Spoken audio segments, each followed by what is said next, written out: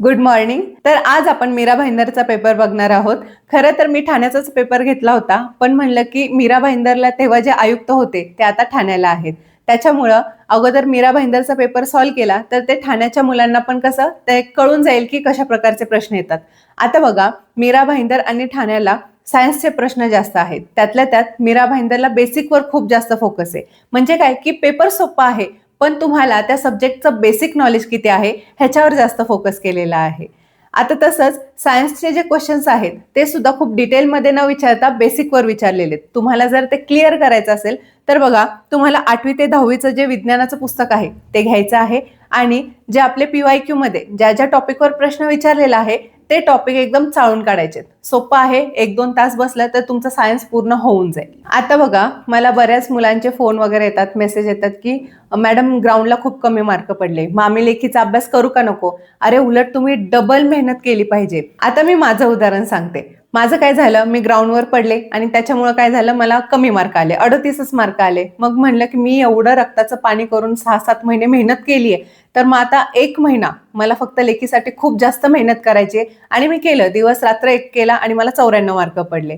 मग माझं सिलेक्शन झालं. अजून एक उदाहरण आहे की एका मुलाला तर 34च मार्क पडलेले, पण तरी सुद्धा त्यांनी लेखीला 95 मार्क घेतले आणि आज तो पोलीस आहे. तर त्यामुळं तुम्हाला जर ग्राउंडला कमी मार्क आले असेल तर तुम्ही डबल मेहनत करा, दिवस रात्र एक करा आणि लेखीला खूप चांगले मार्क घ्या. नक्की तुमचं सिलेक्शन होईल. आपले व्हिडिओ थोडे लेट होत आहेत, पण कसं होतंय की मला खूप जास्त काम लावली आहेत. माझं जायचा टाइम फिक्स आहे, पण यायचा टाइम काय फिक्स नाही. तुम्ही पोलीस झाल्या तुम्हाला समजेलच.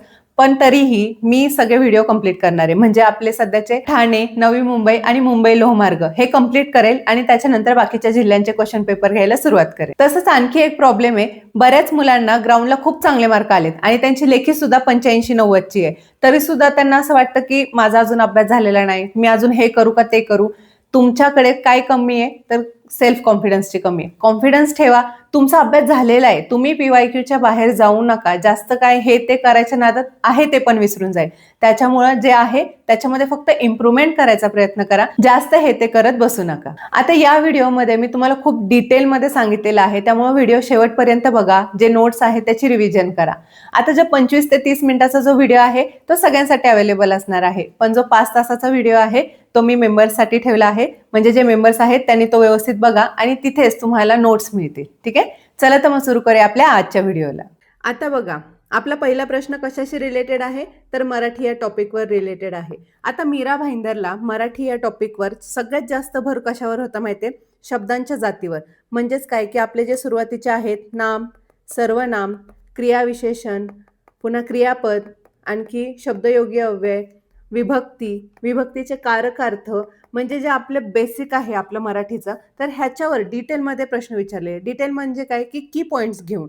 म्हणजे काय की काहींच्या व्याख्या विचारलेल्या आहेत, काहींचे उदाहरणं घेऊन हे कशाचा प्रकार आहे अशा प्रकारचे प्रश्न विचारलेले आहेत. आता मी तुम्हाला जसं जसं पुढं जाईल तसं तसं मी तुम्हाला डिटेलमध्ये सांगेलच.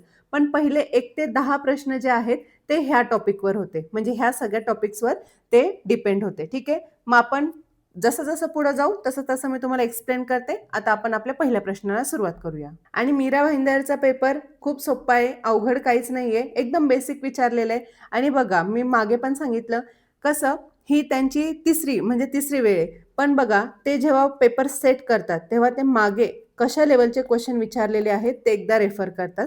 तसेच बाकीच्या जिल्ह्यांना पण कशा प्रकारचे प्रश्न विचारलेले आहेत, म्हणजे डिफिकल्टी लेवल आपली कॉन्स्टेबललाच साजेशी असावी अशा प्रकारचे प्रश्न सेट केलेले आहेत. 1 लाइनर आहेत, काही घाबरायचं कारण नाही. आपण आता आपल्या पहिल्या प्रश्नाला सुरुवात करूया. आता प्रश्न काय आहे? हटकन, पटकन, पटपट, टपटप हे कोणत्या प्रकारचे क्रियाविशेषण अव्ययांचे प्रकार आहेत? तर हे कोणत्या प्रकारचे आहेत? अनुकरणदर्शक क्रियाविशेषण अव्यय.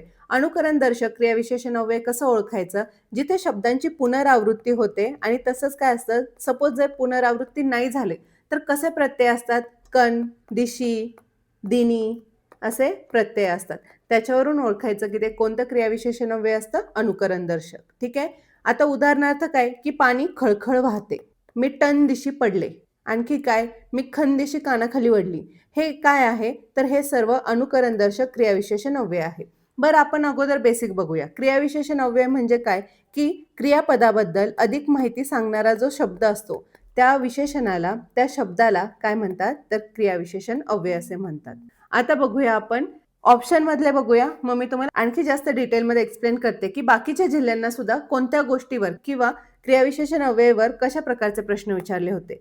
दुसरं काय आहे, प्रकारदर्शक क्रियाविशेषण अव्यय. आता प्रकारदर्शक म्हणजे काय, की हे कसं ओळखायचं, वाक्यामध्ये काय असतं, जलद, हळू, सावकाश, तेवी, जेवी, मुद्दाम, व्यर्थ, उगीच, असे तसे असे शब्द असतात. मग ते कशाचे असतात, तर ते प्रकारदर्शक क्रियाविशेषण अव्ययाचे असतात. उदाहरणार्थ काय, की कप आपोआप फुटला, हे जे आपोआप आहे हे काय आहे, प्रकारदर्शक आहे. तसेच पैसा फुकट गेला, फुकट काय आहे, हे सुद्धा काय आहे, प्रकारदर्शक क्रियाविशेषण अव्यय आहे. पुढे बघूया आपण, पुढचं काय आहे, निश्चयदर्शक क्रियाविशेषण अव्यय.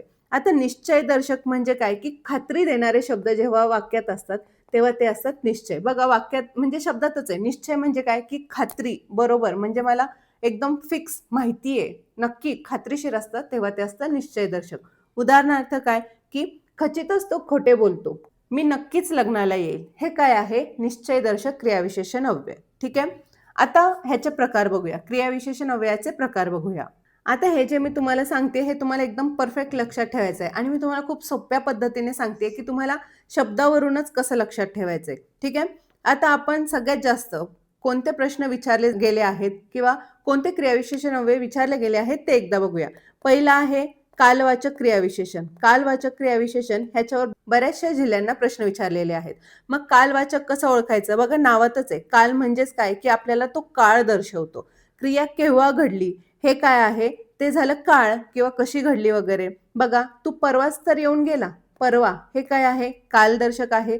आपण उद्या फिरायला जाऊ, हे काय आहे, कालवाचक आहे. आणखी काय, पूर्वी आपण सतत फिरायला जायचो, आता परीक्षा आहे. मग ह्याच्यामधलं जे पूर्वी आहे हे काय आहे, कालवाचक आहे. ठीक आहे. दुसरं महत्वाचं कुठलं आहे, सातत्यदर्शक. आता बघा नावातच आहे, सातत्य म्हणजे काय, की सतत सतत होणारी क्रिया, नेहमी होणारी. उदाहरणार्थ काय, की नित्य, सदा, सर्वदा, हे काय आहे, हे सगळे सातत्यदर्शक आहे. म्हणजे काय, की नेहमी तसंच होत राहावं. काय, फॉर एक्झाम्पल, पाऊस सतत कोसळत होता. सतत म्हणजे काय, की नेहमी नेहमी सतत होणारी गोष्ट. ठीक आहे, नावातच आहे. पुन्हा तिसरं महत्वाचं काय आहे बघा, आवृत्तीवाचक किंवा आवृत्तीदर्शक. आवृत्तीदर्शक म्हणजे काय, की जेव्हा घटनेची पुनरावृत्ती दर्शवणारे शब्द वाक्यामध्ये येतात तेव्हा असतं आवृत्तीदर्शक. ह्यालाच आणखी एक शब्द आहे, ते म्हणजे पौनः पुण्यवाचक.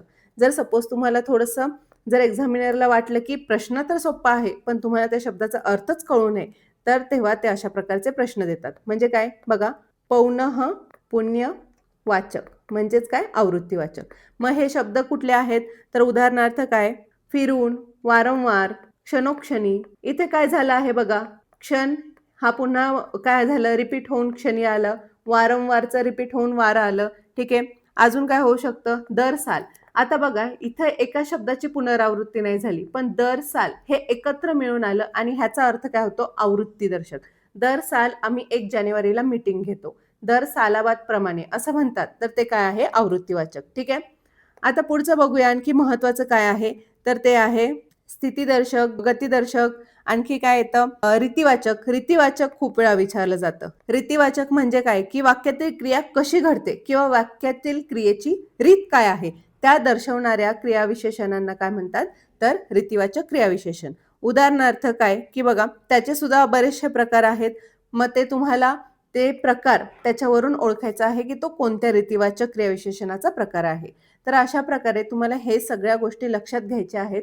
तसेच महत्वाचं म्हणजे काय, की क्रियाविशेषण अव्ययाची 2 गटात विभागणी होते. पहिलं काय आहे, की अर्थावरून पडणारे प्रकार. आता आपण सगळे जे आता पाहिले ते काय आहे, अर्थावरून पडणारे प्रकार. आणि दुसरं आहे काय, की स्वरूपावरून पडणारे प्रकार. ठीक आहे. तर हे लक्षात घ्यायचं. ह्याच्यामध्ये काय येतं, सिद्ध, साधित, पुन्हा प्रत्यय साधित, सामासिक क्रियाविशेषण, हे काय आहेत, त्या स्वरूपावरून पडणारे प्रकार आहेत. मग तुम्हाला जर विचारलं की क्रियाविशेषण अव्ययांची कोणत्या 2 महत्वाच्या गटात विभागणी होते किंवा कोणत्या गटात, किती गटात विभागणी होते, तर ह्या 2 गटात होते. ठीक आहे. आणि त्याचे किती प्रकार मानले जातात, तर क्रियाविशेषण अव्ययाचे मुख्यतः 8 प्रकार मानले जातात. ठीक आहे. चला पुढचा प्रश्न बघूया आपण. आता 2021 ला सुद्धा ह्या रिलेटेडच क्वेश्चन विचारलेला. काय होता बघा, की अधोरेखित शब्दाची जात कोणती, आणि अधोरेखित कशावर आहे, नंतरवर आहे. आता बघा आपण अगोदर काय पाहिलं, पहिला प्रश्न पाहिला क्रियाविशेषण अव्यय. पण 2021ला म्हणजे ह्याची लेखी कधी झाली, 2023ला. तर तेव्हा काय प्रश्न विचारलेला की बघा, ऑप्शनमध्ये सगळे होतं, पण 2024ला ऑप्शनवरून प्रश्न विचारला आणि 2023चा जो प्रश्न होता तो सुद्धा अव्ययाशीच रिलेटेड होता. कळलं? म्हणजे जर सपोज एक्झामिनर काय म्हणला की बाबा आता अव्ययावर विचारलेला आहे, मग ह्याचं जे पण उत्तर असेल आता मी दुसऱ्या अव्ययावर विचारतो, अशा प्रकारचे प्रश्न एक्झामिनर सेट करत असतो. त्यामुळे PYQ इम्पॉर्टंट असतात. आता आपण हा प्रश्न बघूया. बघा काय आहे, मार्च नंतर एप्रिल महिना येतो, अधोरेखित शब्दाची जात कोणती आहे? अधोरेखित कुठं आहे? नंतर. एक गोष्ट लक्षात घ्या, जेव्हा नामाला किंवा सर्वनामाला प्रत्यय येतो आणि तो प्रत्यय काय काम करतो, तर जे वाक्यांमध्ये एकमेकांचे जे वाक्यांमध्ये जे शब्द असतात त्या शब्दांना जोडण्याचं काम करतो, तेव्हा ते कोणतं असतं, तर ते अव्यय असतं शब्दयोगी अव्यय. आणि बरीचशी मुलं क्रियाविशेषण अव्यय आणि शब्दयोगी अव्ययामध्ये फरक करतात, म्हणजे कन्फ्यूज होतात, त्यांना कळतच नाही की नेमकं काय असतं. ठीक आहे, शब्दयोगी अव्यय काय असतं, वाक्यातील शब्दांचा एकमेकांशी संबंध दर्शवणारा जो शब्द असतो तो असतो शब्दयोगी अव्यय. उदाहरणार्थ एक द्यायचं झालं तर बघा, पक्षी झाडावर बसला आणि दुसरा आहे पक्षी वर बसला. ठीक आहे, आणि इथं अधोरेखित कुठं आहे बघा, इथं वर आणि इथं वर. आता बघा, हा जो पहिला आहे ना, ह्याच्यामध्ये पक्षी झाडावर बसला, हे काय आहे, हे शब्दयोगी अव्यय आहे. हे जे वर आहे हे शब्दयोगी अव्यय आहे. आणि जर वाक्यात शब्दयोगी अव्यय नसेल तर त्या वाक्याला अर्थ प्राप्त होत नाही. पण जर वाक्यामध्ये क्रियाविशेषण अव्यय नसेल तरी सुद्धा वाक्याला अर्थ प्राप्त होतो आणि वाक्य अर्थपूर्ण असतं. बघा, इथं जर मी म्हणलं हा वर काढून टाकला, जर मी बोललं पक्षी झाडा बसला, ह्याला काय अर्थ आहे का? हे वाक्य पूर्ण होतंय का? मिनिंगफुल आहे का? नाही. आता इथं जर म्हणलं पक्षी बसला, चालू शकतं ना, कुठं बसला ते आपण नंतर सांगू, पण पक्षी बसला हे अर्थपूर्ण वाक्य होतंय. कळलं? तर कसं ओळखायचं क्रियाविशेषण कुठलंय आणि शब्दयोगी कुठलंय, तर त्याच्या अर्थावरून लक्षात घ्यायचं. ठीक आहे, बघा, तो जिन्याने वर गेला आणि तो वर गेला. बघा, तो गेला असं म्हणलं तरी चालतंय, आणि जर सपोज मी म्हणलं तो जिन्या गेला असं चालेल का? तर नाही चालणार. कळलं? शब्दयोगी अव्यय, तर शब्दयोगी अव्यय काय करतं, वाक्यातील शब्दांचा एकमेकांशी संबंध दाखवतो. ठीक आहे, आता बघा, जास्त करून शब्दयोगी अव्यय विचारणार कोणकोणते आहेत ते मी तुम्हाला एक क्विक मध्ये सांगते, ते तुम्ही व्यवस्थित परफेक्ट करून घ्या. आता ह्याच्यामध्ये सुद्धा सेम सेम आहे, कालवाचक वगैरे हे सेम आहे आणि त्यांचा कन्सेप्ट सुद्धा सेम आहे. फक्त काय येतं की अव्यय येतं किंवा वेगवेगळे जे त्याचे प्रकार असतात ते येतात. आता सगळ्यात जास्त विचारणारे कोण आहेत? सगळ्यात पहिलं म्हणजे कालदर्शक. कालदर्शक म्हणजेच काय, आताच मी तुम्हाला सांगितलं की जो काळ दाखवतो, नंतर, आधी, पूर्वी, म्हणजे काय, तू कालपर्यंत तर नीट होता, हे काय झालं, हे शब्दयोगी अव्यय झालं. ठीक आहे, दुसरं काय आहे, गतिवाचक. गतिवाचक म्हणजे काय की हालचाल दाखवणारे. गती म्हणजे काय, नावातच आहे बघा, त्याला काहीतरी काय म्हणतात, गती असते किंवा ते काहीतरी हालचाल दाखवतो, ते झालं गतिवाचक. तिसरं आहे स्थलवाचक. स्थल म्हणजे काय की एखादं जर काही स्थळ दाखवत असेल तर ते झालं स्थलवाचक. चौथं आहे विचारणारा, हे मी इम्पॉर्टंट सांगते की जे एक्झामिनरने आतापर्यंत जास्त जिल्ह्यांना विचारलेले आहेत. चौथं आहे करणवाचक. करणवाचक म्हणजे काय बघा, करण म्हणजेच काय की एखाद्या गोष्टीला कारण असणे. कर्वे, कारण, करितो वगैरे हे काय आहे, द्वारा, कडून. आपण नेहमी कर्मणी प्रयोगामध्ये विचारलं जातो बघा, शिपायाकडून चोर पकडला गेला, तर हे कडून हे काय आहे, तर हे करणवाचक आहे. ठीक आहे, दुसरं काय आहे, हेतुवाचक. हेतू किंवा उद्देशवाचक. हे काय आहे की एखादा हेतू असतो, एखादा उद्देश असतो. पोलीस व्हावे म्हणून मी रोज ग्राउंडवर पळतो, हे काय आहे, माझा हेतू आहे. ठीक आहे, आता हेतू आणि परिणाम ह्याच्यामध्ये कन्फ्यूज करू नका. ठीक आहे, हेतू काय असतो, जिथं तुमचा उद्देश असतो. परिणाम काय की एखाद्या गोष्टीमुळे काहीतरी एखादा परिणाम घडतो, तो झाला परिणाम. आणि दुसरं आहे परिमाण. परिमाण काय असतं, तर एखाद्या गोष्टी मोजल्या जातात, एकक असतं, ते झालं परिमाण. ठीक आहे, भर दिवसा तू पळत आलास, भर काय आहे, हे परिमाण आहे. ठीक आहे, दुसरं आणखी काय आहे, व्यतिरेकवाचक. व्यतिरेक म्हणजे बघा, व्यतिरेकवाचक हे कसं लक्षात ठेवायचं, एखाद्या व्यक्ती वाचून आपल्याला करमतच नाही, म्हणजेच काय की वाचून, खेरीज वगैरे हे काय आहे, व्यतिरेकवाचक. ह्याच्यानंतर महत्वाचं काय आहे, तुलनावाचक. आता बघा, जिथं कंपॅरिझन दिलेले असते ते झालं तुलनावाचक. पेक्षा, तुझ्या परीस तो बरा, हे काय आहे, तुलनावाचक. पुढचं आहे परिमाणवाचक, मी आता सांगितलं. कैवल्यवाचक. कैवल्य म्हणजे काय की बघा, वाक्यातच आहे, कैवल्य म्हणजे व्याकुळ होणे. अशा प्रकारचे जेव्हा वाक्यात शब्द येतात तेव्हा ते असतात कैवल्यवाचक. आता आणखी डिटेलमध्ये जर बघायचं असेल तर मी नेहमी सांगते की तुम्ही काय करा, एक लक्षात घ्या, रट्टा मारू नका. जेव्हा तुम्हाला त्या शब्दाचा अर्थ कळेल तेव्हा तुम्हाला लगेच ते सोडवायला पण सोपं जाईल. ठीक आहे, चला मग आपलं हे उत्तर काय आलं ह्या प्रश्नाचं, शब्दयोगी अव्यय. ठीक आहे, चला आता पुढचा प्रश्न बघूया. इथे बघा मी तुम्हाला नोट्स दिलेले आहेत, तुम्ही रिव्हिजनसाठी हे यूज करा. छत्रपती शिवाजी महाराजांच्या अष्टप्रधान मंडळातील प्रधानपद यांची चुकीची जोडी ओळखा. तर ह्यामध्ये चुकीची जोडी काय आहे, निराजी सावजी. निराजी सावजी हे सुमंत नव्हते, तर ते कोण होते, न्यायाधीश होते आणि ह्यांचं काम काय होतं, तर न्यायदानाचं काम होतं. आता बघा छत्रपती शिवाजी महाराज तसेच छत्रपती संभाजी महाराज आणि जे आपलं मराठा साम्राज्य आहे ह्याच्यावर तुम्हाला 1 ते 2 मार्कांचे प्रश्न 100% विचारले जातात. आता बघा दरवर्षी मीरा भाईंदरला ह्याच्यावर प्रश्न आहे. आता सुद्धा 2024 ला प्रश्न येऊ शकतो. आता कसा प्रश्न येऊ शकतो बघा, तर आपले शिवाजी महाराजांचे काय झाले आहेत, 12 गडकिल्ले हे युनेस्कोच्या लिस्टमध्ये गेलेले आहेत. तर मग तुम्हाला विचारू शकतात, युनेस्कोचा फुल फॉर्म विचारू शकतात, ह्याचं हेडक्वार्टर कुठं आहे असं विचारू शकतात, ह्याची स्थापना कधी झाली असं विचारू शकतात. ठीक आहे, तसंच हे जे 12 किल्ले आहेत त्यातले जे 11 किल्ले आहेत ते कुठं आहेत, महाराष्ट्रामध्ये आहे आणि एक जो किल्ला आहे तो कुठं आहे, तर तो तमिळनाडूमध्ये आहे. त्याचं नाव काय आहे, जिंजी किल्ला. ठीक आहे, तर एवढं बेसिक तुम्हाला माहिती पाहिजे. आता आपण प्रश्नाकडे वळूया. आता अष्टप्रधान मंडळावर तुम्हाला लक्षात येईल जर तुम्ही मागचे पण क्वेश्चन पेपर पाहिले असतील, पिंपरी चिंचवडला तसंच पुण्याला ह्याच्यावर 2 ते 3 मार्कांचे प्रश्न होते, म्हणजे छत्रपती शिवाजी महाराजांवर. त्यामुळे तुम्ही हे जे अष्टप्रधान मंडळ आहे, 8च तर लोक आहेत, तुम्हाला पाठ करायला सोपं आहे. आता आपण बघूया 2021 ला कसा प्रश्न विचारलेला. बघा 2021 ला वसईच्या तहावर 2 प्रश्न होते. एक आपण मागच पाहिला की वसई किल्ल्याचा प्रकार कुठला आहे, तर त्याचं उत्तर आहे भुईकोट. पण बघा आणखी एक थोडासा डिटेलमध्ये प्रश्न विचारलेला. 1802 मध्ये डॅश डॅश पेशव्याने इंग्रजांशी तैनाती फौजेचा करार केला. तर कोणत्या बाजीरावनी केला, तर दुसऱ्या बाजीरावनी केला. ठीक आहे, आता झालं काय की दुसरा बाजीराव आणि होळकर ह्यांच्यामध्ये काय झालं, लढाई झाली, वर्चस्वासाठी लढाई झाली आणि ही लढाई कुठं झाली, पुण्याच्या हडपसर येथे. आता हडपसरला ही लढाई झाली, होळकरांनी दुसऱ्या बाजीरावचा पराभव केला.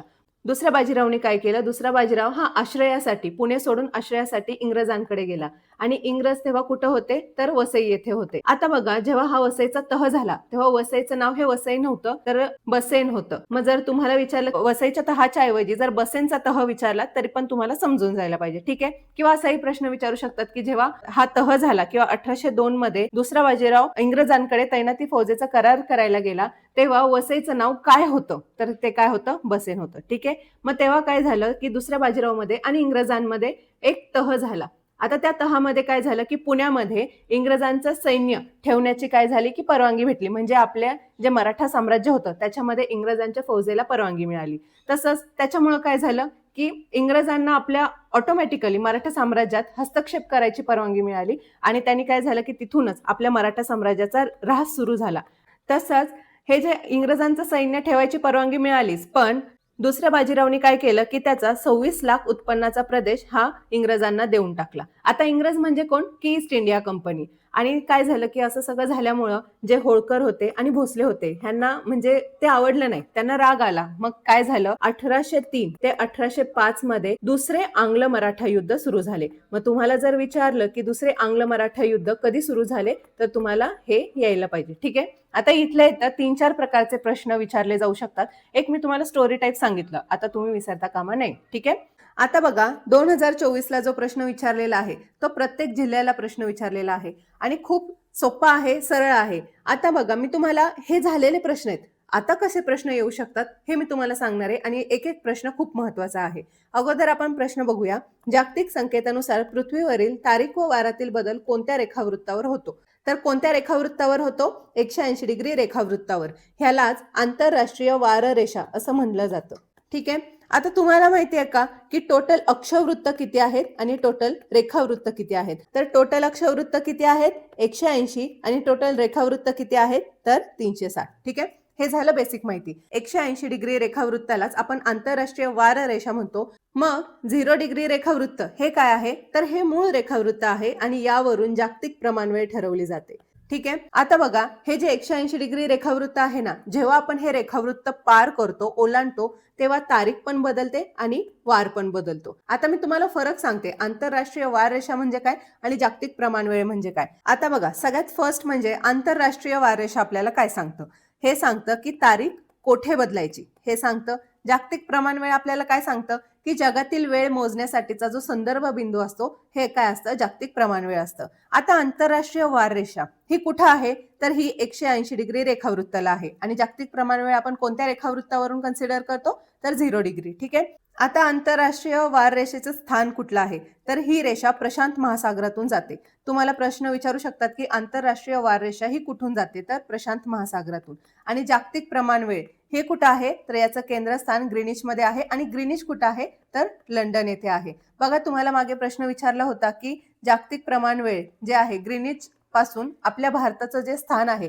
त्याच्यावरून आपल्या वेळेमध्ये कितीचा फरक आहे. तर जर सपोज लंडनला रात्रीचे 12 वाजले असतील, 12 म्हणजे काय, 00, तर आपल्या इथं पहाटेचे 5:30 वाजलेले असतात. म्हणजे त्यांच्या वेळेमध्ये आणि आपल्या वेळेमध्ये कितीचा फरक आहे, तर 5.5 तासाचा फरक आहे. तसंच आपल्या भारताचं रेखावृत्त कोणत्या स्थानावर आहे, तर 82.30° पूर्व ह्या स्थानावर आहे. ठीक आहे. ह्याच्यावर सुद्धा प्रश्न विचारलेला आहे, याच्यावर सुद्धा प्रश्न विचारलेला आहे.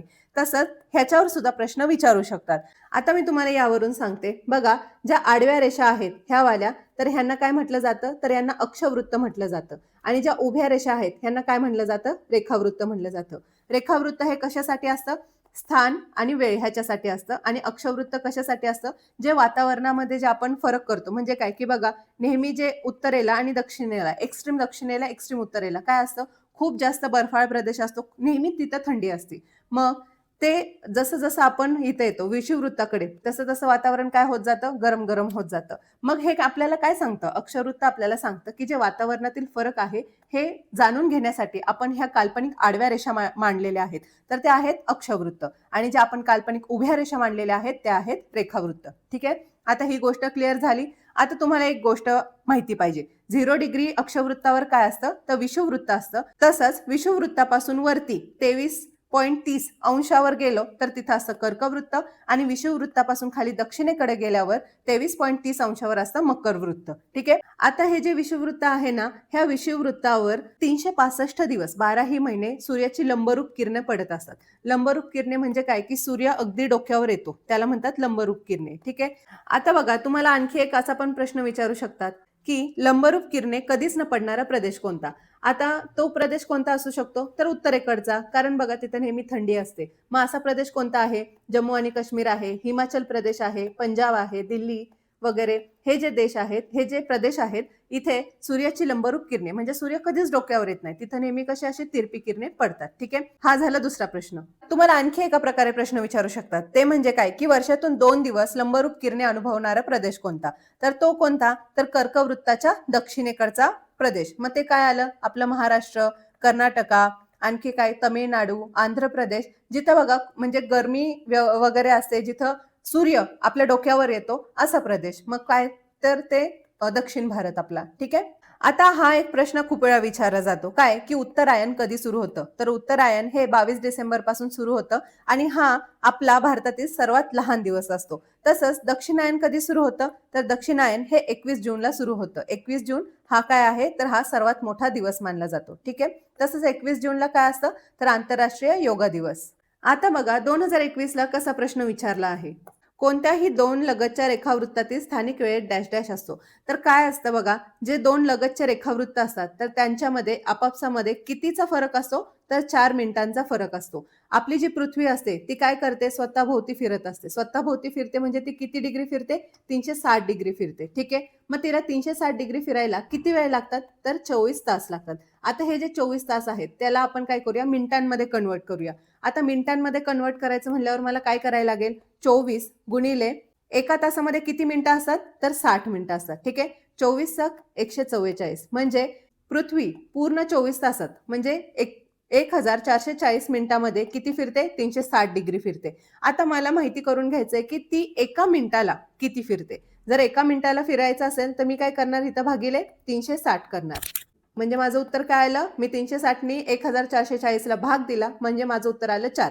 म्हणजेच काय की ती 1 डिग्री फिरायला तिला किती वेळ लागेल, तर 4 मिनिटं लागतील. म्हणून माझं उत्तर काय आलं, 4 मिनिटाचा फरक असतो एका रेखावृत्तापासून दुसऱ्या रेखावृत्तापर्यंत जाण्यासाठी. कारण ते जे रेखावृत्त असतं ते कसं फिरत असतं, असं फिरत असतं. आणि जिथे सूर्य असतो तेव्हा ज्या रेखावृत्तासमोर जर सूर्य येतो तर तेव्हा तिथे किती वाजलेले असतात, तिथे 12 वाजलेले असतात. ठीक आहे. जसं जसं आपण पुढे पुढे जाऊ तसं तसं 4-4 मिनिटाचा फरक होत जातो एका रेखावृत्तापासून दुसऱ्या रेखावृत्तापर्यंत. ठीक आहे, चला आता आपण पुढचा प्रश्न बघूया.